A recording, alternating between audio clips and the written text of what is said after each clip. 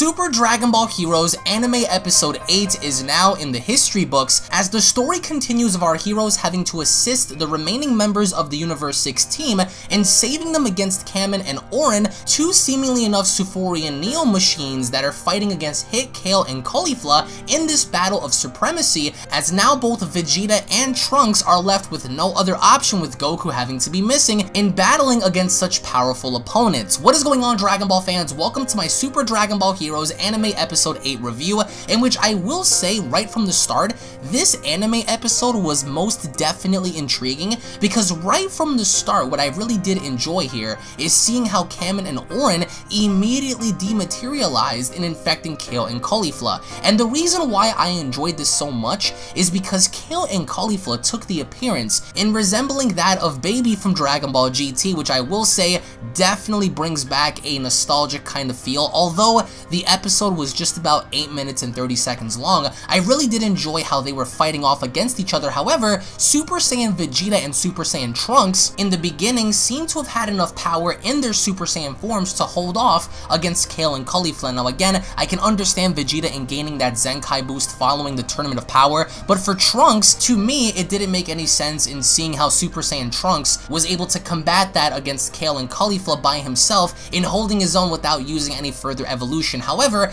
as the fight continues, I really enjoyed how both Kale and Caulifla were synchronized in their attacks, in fighting off against Vegeta, against Trunks, and even seeing Hit involved. So it was basically a 2-on-2 battle with Vegeta having to stand back at first, in seeing how Hit was fighting one of the remaining members, as was Trunks, and as they were fighting off against these Neo machines, Vegeta took a step back in gathering enough energy to create a massive Final Flash, which I thought was pretty cool. And again, I will say there is no other Final Flash that will ever be as good as the original Dragon Ball Z Final Flash, but it was still cool to see that nonetheless. Trunks was fighting Kale, Hit was fighting Caulifla, and as Vegeta stood back in unleashing this massive Super Saiyan Kamehameha, I loved how once he fired off the Kamehameha, Kamen and Orin completely left Kale and Caulifla's body, as Vegeta's Final Flash not only engulfed Kale, Caulifla, and Hit and Trunks entirely, or so it seemed,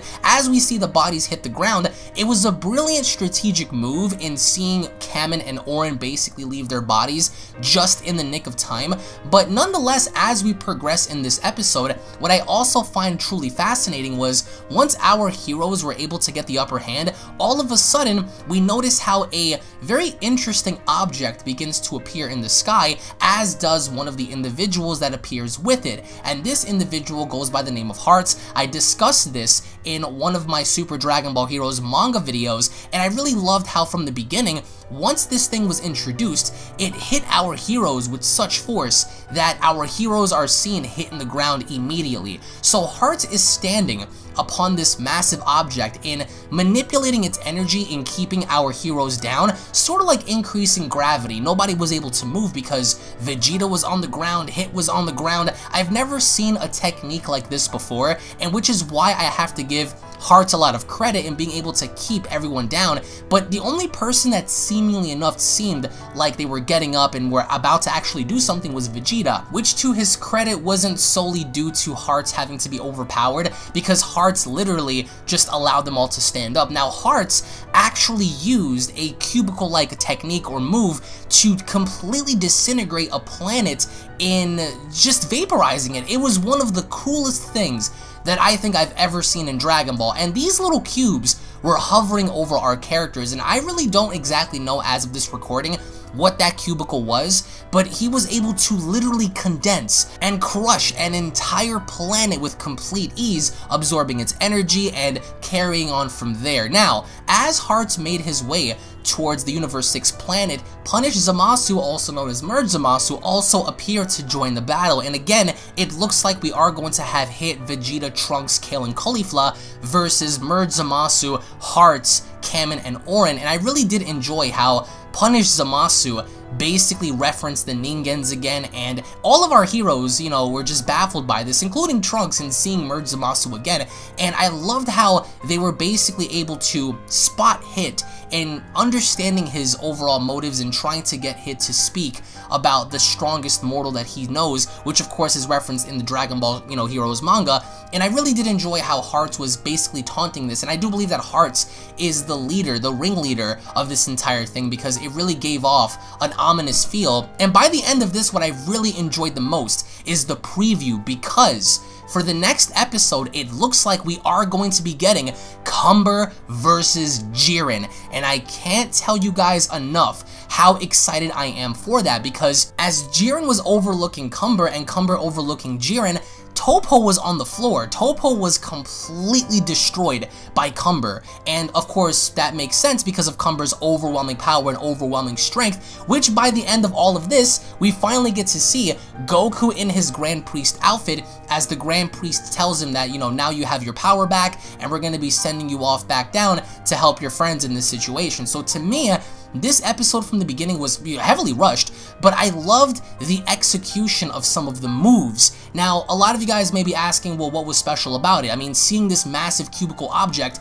come down from the heavens and actually destroy a planet was pretty cool, and then seeing how Kamen and Orin were able to manipulate someone's body and controlling them fully, that was a pretty cool thing. And then on top of that, seeing how we are going to be getting Cumber versus Jiren next, that in and of itself, I think, is a main event worthy fight because of how strong Jiren is and because of how strong Cumber is. And keep in mind, Cumber is in base form, so to me, this was a relatively decent episode. I really hate how short it is, even though it's supposed to be promotional, it's supposed to be something to where it's made just for fun, it's not supposed to be taken serious. A lot of people in this community tend to take this serious because they do care, but I will say the overall execution of some of these characters were done poorly in extracting information from other characters, like Heart having to detect someone's heartbeat and learning more about them, as we've seen in the Dragon Ball Heroes manga. But I think that by the end of this, the lesson here is that once Goku comes back, he will be a huge assisting support hand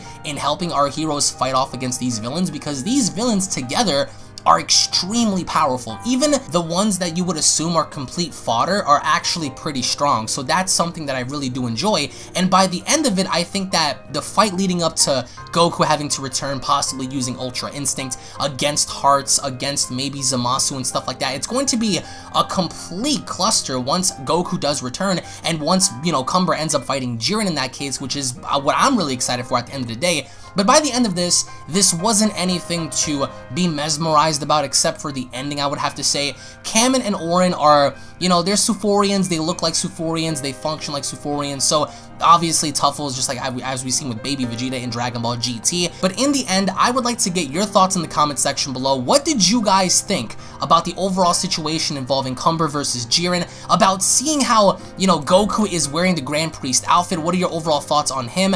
And seeing as to what's to be expected for the next episode, what are your thoughts in regards to that? Thank you all so much for watching, guys. Once more, if of course you guys are new to this channel, don't forget to hit that subscribe button, everybody. Turn on all notifications, slap a like down below if you guys are ready and excited. Follow me at Twitter at UnrealEntGaming, and I'll be seeing each and every single one of you guys down in the comment section below. Have a great day, everybody.